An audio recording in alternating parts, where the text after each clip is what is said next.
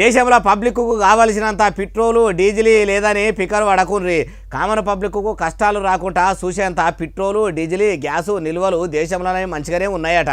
సమురు సక్క దొరకక సామాన్యులు పరిశాన్ అవుతుంటే ఖుద్దు దేశ ప్రధాని నరేంద్ర మోడీ సార్ కూడా పెట్రోల్ తక్కువ వాడమంటుంటే పెట్రోల్ లేదని పికర్ పడకుండ్రని ఎవరన్నారంటారా ఈనుండ్రి. हमारे इंपोर्ट्स उससे अफेक्ट हुए हैं, परंतु भारत सरकार ने सभी संभव स्टेप्स लिए हैं ताकि जो आम जनता है उसको कम से कम परेशानी का सामना करना पड़े. इनरा समुद्र शाఖ పెబ్బ సుజాత శర్మ మేడం ఏమంటుందో ఇంకా మస్తగానే అన్నది మొత్తం ముచ్చటి నుండి. इसके चलते मैं दोबारा से ये बात कहना चाहूंगी कि हमारे पास सफिशिएंट सप्लाईज हैं, क्रूड हो, नेचुरल गैस हो, पेट्रोल हो या डीजल हो. ఎవరు రందివాడవలసిన అవసరం లేదు. దేశంలో పబ్లిక్కు కావలసినంత పెట్రోలు డీజిల్ గ్యాస్ బుడ్డీలు అన్నీ కూడా ఉన్నాయి. ఎవరు బాధపడవలసిన పని లేదు. నిమ్మలంగా ఉన్న దాంట్లో వాడుకునే పని పెట్టుకుంటే చాలు. కొందరు బట్టెవాయిగాళ్ళు గ్యాస్ బుడ్డీలు దొరుకుతలేవని బ్లాక్ మార్కెట్లో బాగా రేటుకు అమ్ముకొని సంపాదించుకోవాలని చూసేటోళ్ళ పని ఆఫీసర్లు మంచిగానే చేస్తున్నారని అనుకొచ్చిందట.